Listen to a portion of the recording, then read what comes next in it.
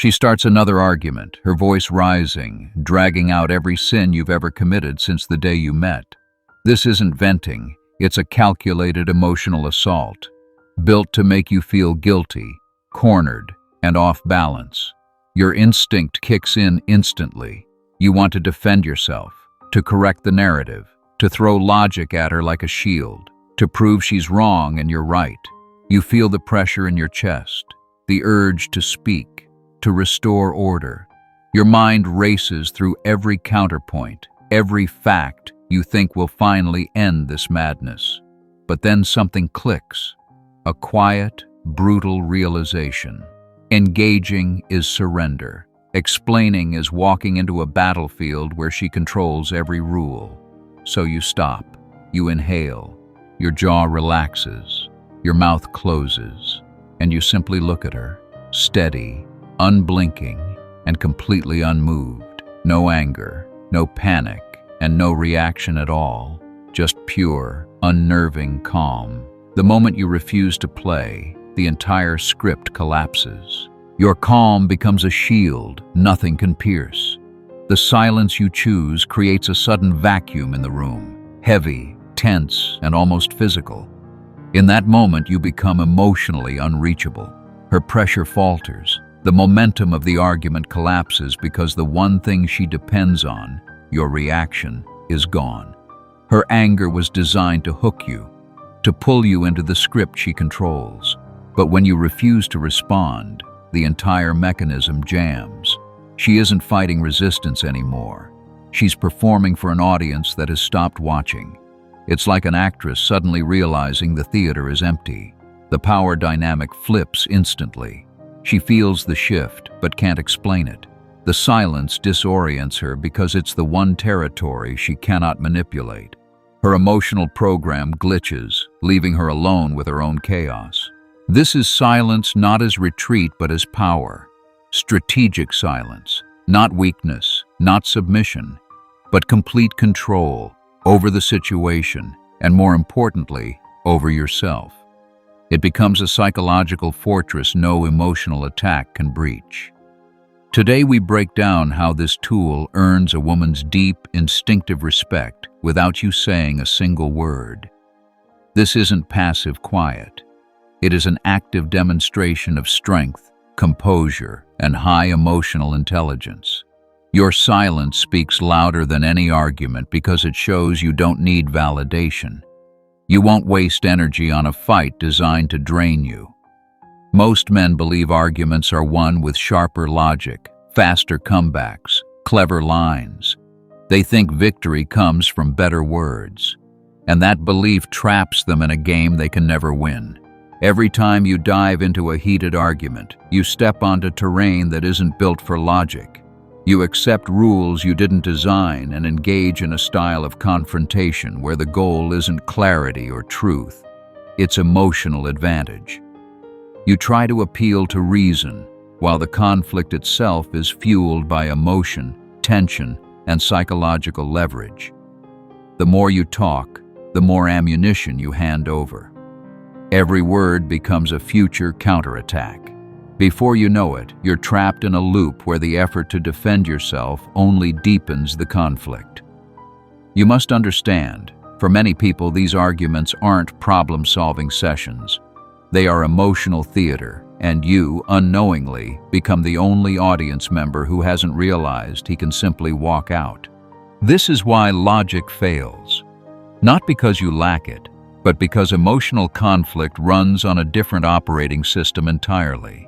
While you're trying to structure facts and sequence events, the other side is drawing from emotion, pressure, tone, implication, and the subtle posture of being wronged. The battlefield isn't intellectual, it's psychological. You speak in reasoning, they respond in feeling. These two channels never intersect. That's why your logic hits empty air while the emotional momentum keeps growing. You are trying to win a strategic game using tools that don't apply to this arena. The moment you start defending yourself, the balance shifts. By reacting, you signal that someone else's opinion has enough weight to unsettle you. You show that their criticism can influence your inner state and that you need their validation strongly enough to fight for it. That reaction doesn't communicate strength. It communicates dependence. This urge to be understood, to prove your point, to win the final word. That's what traps people in endless cycles of arguments that drain them while giving the other side more psychological leverage. You burn energy. They gain control. Every defensive word becomes evidence that you are emotionally affected. Every explanation becomes a sign that you're seeking approval.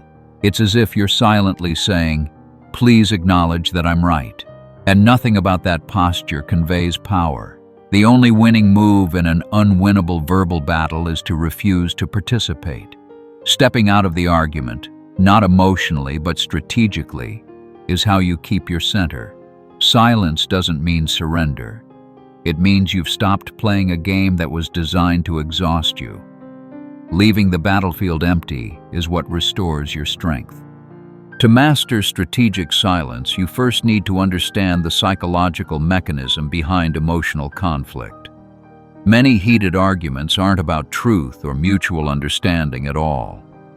They are about shifting power, influencing emotions, and pulling a reaction out of you that confirms your attention and investment. In these moments, the content of the argument is often irrelevant. The emotional dynamic is what matters. The real objective isn't to prove a point. It's to unsettle you, place you on the defensive, or redirect the spotlight away from their own behavior. The aim is to pull an emotional response from you that reaffirms their significance and control over the moment. And this strategy works extremely well because most men walk into conflict assuming it's a logical exchange, that reasoning and clarity will fix everything. So they respond to emotional intensity with logic, facts, structure. But logic is powerless in an emotional arena. They are operating on feeling. You are operating on reason. The two channels never meet. This mismatch is exactly why you keep losing battles you think you should be winning. When someone brings up every mistake you've ever made, they're not presenting evidence for a rational conclusion. They're applying emotional pressure engineered to pull a reaction out of you. Phrases like "you always" or "you never" aren't factual. They're psychological triggers meant to provoke guilt and push you into defending yourself. This pattern works only if you participate. The entire structure depends on your emotional engagement. Without your defensive responses, without your attempts to explain or justify, the strategy loses its power. Your reactions are the fuel that keeps the conflict alive.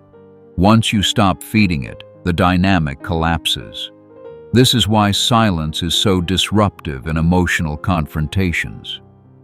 When you withdraw your energy deliberately, when you refuse to play the role expected of you, the entire mechanism shuts down. It forces the other person to confront the emptiness of a tactic that no longer gets the response it was built for.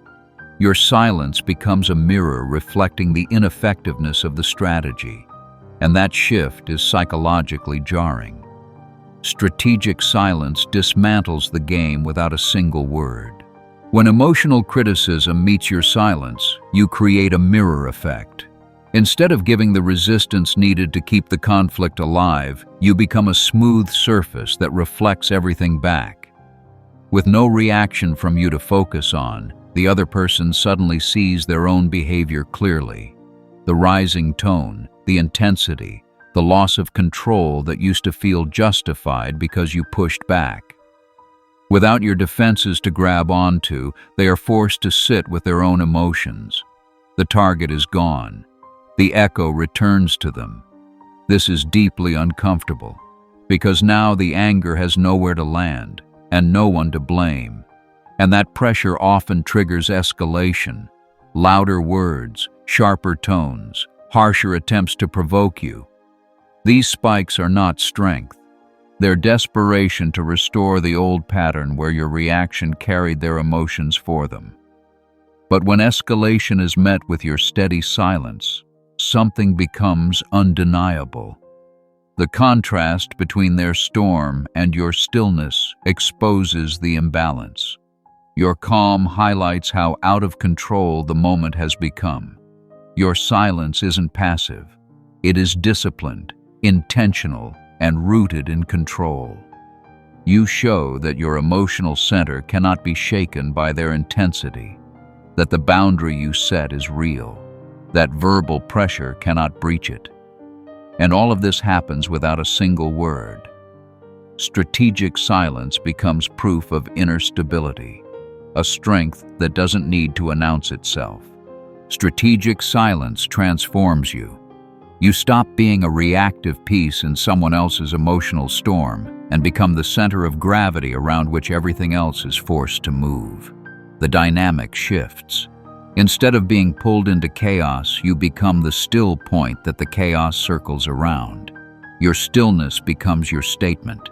Your quiet becomes your power. In that space of non-reaction, the other person is forced to confront a truth. Their emotional storms cannot shake the foundation you stand on. This shift happens because your silence radiates certainty. When you don't defend yourself, you signal without words that your self-worth is solid, that no outside pressure can bend it. It's self-sufficiency in its purest form. And this kind of quiet confidence is rare. It's magnetic. It's stabilizing. It creates an aura of strength in a world where most people are ruled by impulse and reactivity. Becoming a gravitational center means you stop seeking approval. You become the one whose approval is sought. Your standards become the reference point. Your emotional baseline becomes the influence, not the reaction. Your silence begins to carry more weight than their loudest words. Your presence speaks louder than any argument, and the power of what you don't say becomes unmistakable. This kind of presence carries enormous power because most people expect predictable reactions. Your unpredictability breaks the usual emotional patterns and forces others to adjust their behavior to your energy, not the other way around. Your calm becomes a challenge to any attempt at control, and that shift naturally elevates your value and the respect you command. But mastering this requires one thing above all: taming your ego. Your ego wants to be right, to be understood, to correct every misunderstanding, to have the final word. Strategic silence demands you silence that inner voice, the one begging for validation. It requires accepting the temporary discomfort of being misunderstood, without rushing to fix it. You must hold the pause while your ego screams about unfairness. You must choose long-term power over short-term satisfaction. You give up the impulse to win a small argument so you can win the greater dynamic. The person who doesn't need to justify himself carries real dignity. This is inner strength that doesn't rely on approval, applause, or agreement. Your self-respect becomes self-generated, self-sustained, untouchable. Strategic silence isn't just control, it's reconnaissance. When you say nothing, you create an X-ray effect. Your silence exposes intentions, patterns, and emotional triggers that normally stay hidden. People reveal their vulnerabilities when they try to provoke a reaction. They expose their strategies, their pressure points, the motives behind their outbursts. You stop being a participant in the drama and become the observer. The shift is profound, from reacting to analyzing. Your silence creates a vacuum they feel compelled to fill, and in filling it, they often reveal more honesty or more strategy than they ever would during a heated argument. Without realizing it, they show you the blueprint of their behavior. You dismantle the emotional trap without stepping into it. You don't just avoid the argument, you gather data. Data you can use to understand long-term dynamics and predict future reactions. This gives you a decisive psychological advantage. But all of this depends on one crucial distinction: the difference between the silence of mastery and the silence of submission. It's a subtle line, but it determines everything. One comes from strength, the other from fear. Understanding that boundary is the foundation of true control. The silence of submission comes from fear, guilt, or the desperate urge to avoid conflict at any cost. It's the silence of someone hiding from the storm, signaling, "I'm afraid. I'll give in." This posture communicates vulnerability, and people instinctively recognize it. Instead of resolving tension, it often invites more pressure, more pushing, more emotional dominance. Passive silence doesn't protect you, it exposes you. The silence of mastery is entirely different. It comes from strength, not fear, from choice, not avoidance, from inner stillness, not collapse. It is deliberate non-reaction, a quiet, steady refusal to be controlled. It creates a psychological dissonance. The other person expects a fight and meets a wall of calm certainty instead. Without speaking, your presence communicates, "Your emotions cannot dictate my state. Your intensity has no power over me." In this posture, validation is not extracted through pressure. It must be earned through respect. Someone used to predictable reactions quickly realizes their usual strategies no longer work. They either retreat or adjust to a more respectful form of communication. Your body stays relaxed, your gaze steady, your breathing even. You aren't yielding. You're simply not acknowledging the emotional bait. You don't suppress how you feel. You just choose not to react. You direct your energy with precision. This is the highest form of self-control, the kind that naturally commands respect. This is the stance of someone who sets the rules instead of obeying them. When you understand that silence can be far more powerful than any argument, and that its strength comes from deep psychological principles rather than manipulation, you step into a different level of self-mastery. You move from reacting to consciously shaping the dynamic. And this shift brings long-term results that transform your presence in both social and romantic life. First, attraction rises. Strategic silence makes you unpredictable, and unpredictability is compelling. Most men react instantly and emotionally, but a man who isn't easy to read becomes a challenge, something rare, something worth figuring out. Second, authority forms naturally. Authority isn't declared, it's demonstrated. Your calm under pressure makes you the stable presence in the room, the person others instinctively look to. This authority comes from inner solidity, not aggression or posturing. It sets a new standard. Peace becomes normal, chaos becomes unacceptable. Third, your relationships change. You no longer reward emotional games, and because of that, you attract people who value maturity, stability, and respect. Anyone who thrives on drama will drift away. The emotional noise in your life decreases, and what remains is cleaner, calmer, and far more meaningful. So remember, true power isn't in what you say. It's in what you no longer feel the need to say. If this helped you understand human dynamics on a deeper level, make sure you subscribe, like, and share the video. Here, we focus on psychological mastery, not surface-level advice. And before you go, I want to hear from you. What do you think is harder to control? Your emotions during conflict or your silence afterward? Share your answer in the comments. Your perspective might help someone who's in the middle of this struggle right now. And if you want to understand what happens inside a woman's mind when a man finally withdraws his energy, stops chasing, and stops feeding the emotional system she relied on, watch the next video. It breaks down the psychological shift women experience the moment they realize the dynamic has reversed, when your absence starts speaking louder than anything you ever said.